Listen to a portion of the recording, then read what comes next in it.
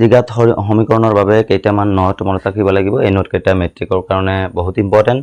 ইয়াত ফাৰ্ষ্ট নোটটো হ'ল কি যে ax² + bx + c = 0 এই আৰ্হিৰ সমীকৰণক কি কোৱা হ'ব? দ্বিঘাত সমীকৰণ বুলি কোৱা হ'ব। কিন্তু ইয়াত কণ্ডিশ্যনটো হ'ল কি যে দ্বিঘাত মানে কি চলকৰ হাইয়েষ্ট পাৱাৰ কি আছে? স্কোৱাৰ মানে 2 আছে, সেইকাৰণে ইয়াক কি কোৱা হয়? দ্বিঘাত। তেনেহ'লে কি এই স্কোৱাৰৰ লগত থকা সহগটো কি হ'ব? কেতিয়াও 0 নহ'ব। এইটো হ'ল ফাৰ্ষ্ট কণ্ডিশ্যন। আৰু কি ইয়াত এ বি চি কি হয়? বাস্তৱ সংখ্যা হয়। এইটোৰ পৰা এবাৰ মেট্ৰিকত কুৱেশ্যন আহিছিল।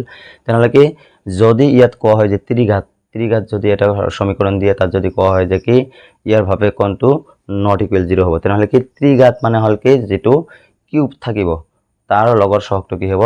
নট ইকুৱেল 0 হ'ব। তেনেহ'লে কি আমি ইয়াত ফাৰ্ষ্ট নোটটো মনত ৰাখিব লাগিব এইটো। আৰু এটা নোট আছে কি এইটো যে কি বেদ নিৰূপক বা কি বিবেচিকা কি? ইয়াৰ পৰা মেট্ৰিকত কুৱেশ্যন আহে যে কি তলৰ কুৱেশ্যনটোৰ বেদ নিৰূপক কিমান হ'ব?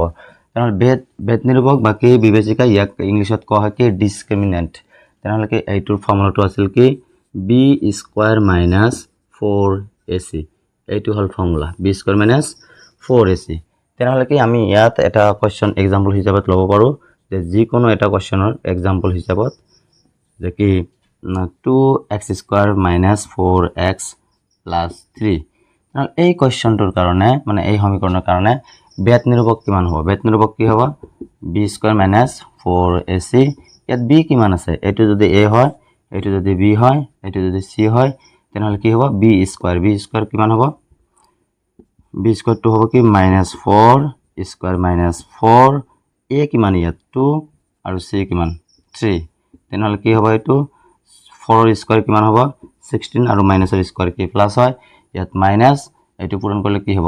4 × 2 8, 8 × 3 24। তেনেহ'লে এইটো কৰিলে কি হ'ব? -8।